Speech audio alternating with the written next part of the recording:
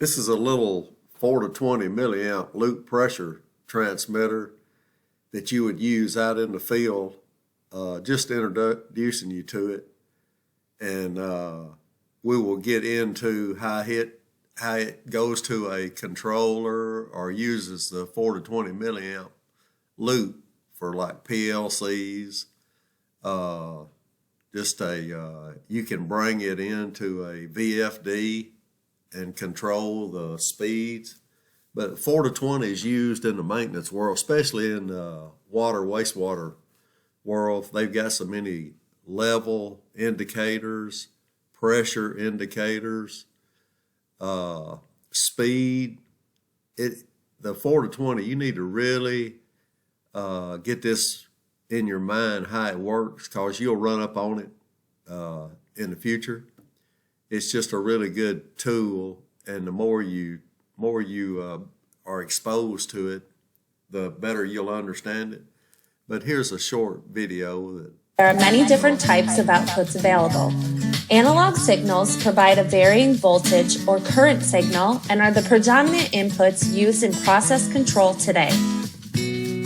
Of these analog outputs, the 4 to 20 milliamp loop is the most dominant standard used today.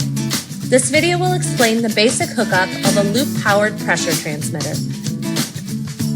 You need 3 things for your 4 to 20 milliamp loop: a power source, analog multimeter or way to read the milliamp signal, and of course, your transmitter. With the power supply off, attach the positive power side of the power supply, usually the red wire or lead, to the positive power or positive signal wire or pin of the transducer.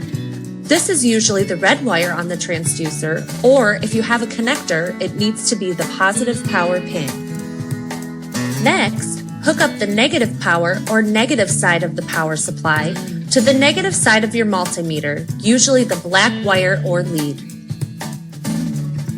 Now, hook the positive input side of the multimeter to the negative power or negative signal side of your transducer. This is usually a black wire or the negative power or negative signal pin. You have now completed the milliamp loop hookup. The milliamp signal runs from the power supply through the pressure transmitter, back to the multimeter, then loops back through the return side of the power supply. The transmitter acts as a current limiter. The more pressure applied, the more current it allows to flow through the loop. If you have any more questions, contact our sales department at sales@gp50.com or call us at 716-773-9300. Thank you for watching. There you go. It's